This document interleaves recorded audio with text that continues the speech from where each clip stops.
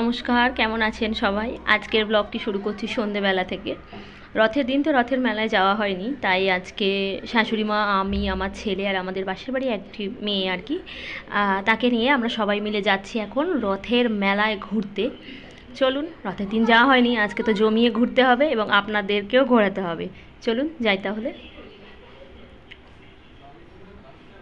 দেখুন এসে গেছি, এই যে আমাদের মাহেশ জগন্নাথ মন্দিরে এই গেটটি তো আছে, অনেকেই সবাই জানেন। দেখুন মেলার সামনেটা, এই যে রাস্তায় কিন্তু ভীষণ ভিড়, মেলাতেও ভিড়, মানে ভীষণ, মানে গরমের মধ্যে একটা বাজে অবস্থা ভিড়ের জন্য। নাহলে কিন্তু খুব মজা হয়েছে জগন্নাথ দেবের মন্দিরে গিয়ে। জগন্নাথ দেবকে দর্শন করে তো অবশ্যই শান্তি, মজা, মানে একটা ভালো লাগা তো আছেই।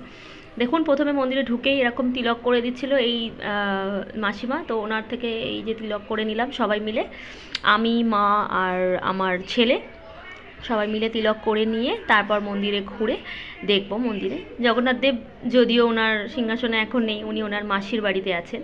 মাসির বাড়িতে আমাদের যাওয়া হয়নি, আমরা জগন্নাথ দেবের মন্দিরেতেই শুধু ঘুরেছি। চলুন তিলক করে নিলাম।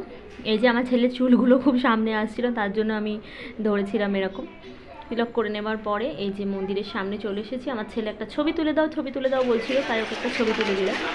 এই যে আমাদের মূল মাধব আর শ্রী চৈতন্যদেব, ওনাকে দেখালাম। আর যিনি, ওনার নামটা আমার ঠিক এখন মনে করতে পারছি না। জগন্নাথ দেবের মন্দিরে যারা গেছে তারা তো জানেনি ওনার উনি আছেন এখানে। দেখুন মন্দিরটা কিন্তু খুব সুন্দর করে সাজানো হয়েছে। তারপর মন্দিরে ঘোরার পর চলে এলাম মেলায়। তো দেখুন এই যে এখানে, এটা কি আমি জানি না, অনেকে নৌকা বলে, অনেকে ময়ূর বলে। তো এখানে একটা মেয়ে উঠে কিন্তু ভীষণ চিৎকার করছিল। সাউন্ডটা আমি অফ করে দিয়েছি, কারণ খুব চেঁচামেচি, খুব একটা আওয়াজ আসছিল, অড সাউন্ড করছিল, তার জন্য আমি সাউন্ডটা অফ করে দিয়েছি। কিন্তু মেয়েটির চিৎকার শুনে তো আমরা ভীষণ ভয় পেয়েছিলাম যে কি হলো, তার জন্যই দাঁড়িয়ে দেখছিলাম যে মেয়েটি কি করছে, একা উঠেছে। তারপর দেখলাম সে একা ওঠেনি, তার সঙ্গে অনেকেই আছে, কিন্তু তাও সে ভয়ে চিৎকার করছে। অনেকেই করে, আমিও ভয় পাই, তাই এসবে আমি উঠি না, চড়ি না। তো দেখুন ছোটোবেলায় এই যে ডিস্কো বলছে, এটাকে ডিস্কোই বলছিল ওখানে, ছোটোবেলায় এটা একবার আমি চেপেছিলাম, কিন্তু ভীষণ মাথা ঘোরায়। তারপরেই চলে এলাম এই যে পুটু, ও নেবে হচ্ছে বোতল, তার বোতল দেখতে। দেখুন এই যে দোকানটায় কত রকমের কাপ, প্লেট, বোতল, চামচ, অনেক কিছু, সার্ভিং বোল, এই যে চুবড়ি দেখছেন, অনেক কিছু ছিল।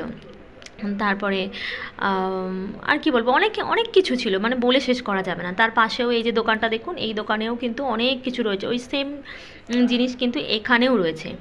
অনেকেই দেখলাম দেখছে, তো আমরাও দেখে নিলাম। আর তারপরে চলে এলাম এই যে ফুলের দোকানে। এই ফুলের দোকানটা কিন্তু আমার ভীষণ পছন্দ হয়েছে, কত রকমের ফুল দেখুন একদম সাজানো। কিন্তু আমি এই ফুলের দোকানটায় ঢুকিনি, আমি সোজা হামলা করেছিলাম ওই যে সামনে দেখুন কত দুল, ওই যে ওই দুলের দোকানে।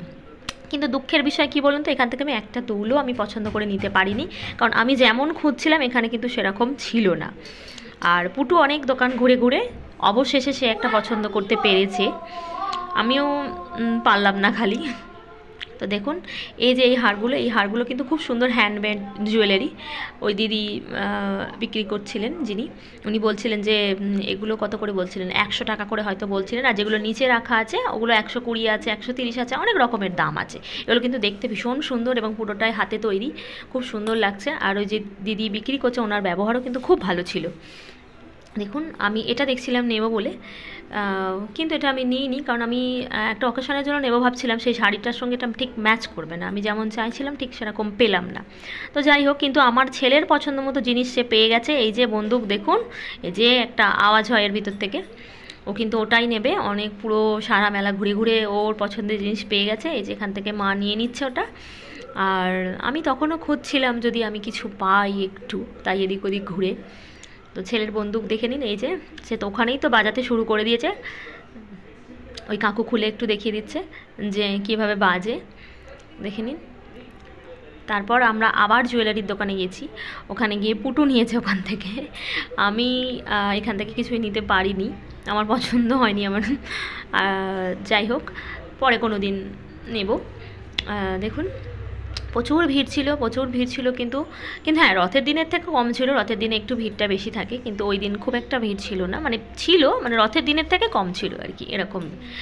আর জুয়েলারি কিন্তু অনেক সুন্দর সুন্দর ছিল, আমার পছন্দ হয়নি, সেটা আমার দুর্ভাগ্য। দেখুন কত রকমের হার, দুল, গোল্ডেন, তারপরে অক্সিডাইজের, এগুলো অনেক রকমের ছিল। দামগুলো ঠিক আমার মনে নেই, কেউ 100 বলছিল, কেউ 120।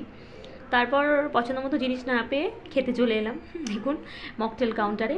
তো ওই যে নেব ম্যাঙ্গো ফ্লেভারের মকটেল, আর মকটেল খেতে খেতে জানেন দেখা হলো কার সঙ্গে? মামন্দির সঙ্গে। দেখুন মামন্দিও কিন্তু চলে এসেছে মকটেল খেতে। আর ওই যে পিছনে ছেলেগুলো, ওরা তো ভাবছে ওদেরই ছবি তুলে নিচ্ছি দেখুন এই যে মামন্দি এসে গেছে এখানে। আমি তো মামন্দিকে দেখে খুব খুশি হয়েছি। মামন্দির সাথে দেখা করার আমার অনেক দিনের ইচ্ছে ছিল, বাড়ির এত কাছে থেকেও আমি মামন্দির সাথে কোনো দিনও দেখা করতে পারিনি। সেদিন হয়েছে দেখা আমার। উনি খুব ভালো মানুষ এবং ওনার মেয়েও খুব ভালো মানুষ।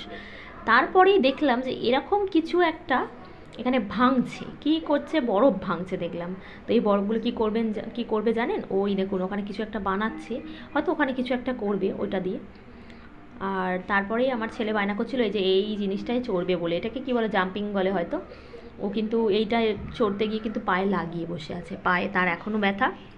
দেখুন ওই যে খুব লাফালাফি, খুব মজাতে সে একদম ওই যে স্লিপ করে চলে এলো নিচে।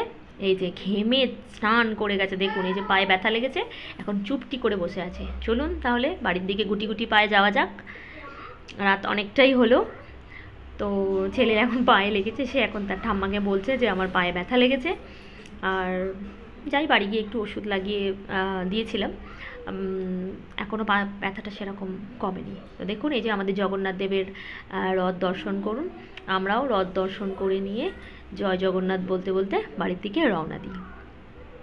তো আপনাদের যদি ভিডিওটি একটুও ভালো লেগে থাকে প্লিজ চ্যানেলটি সাবস্ক্রাইব করবেন এবং ভিডিওটি একটু লাইক করবেন।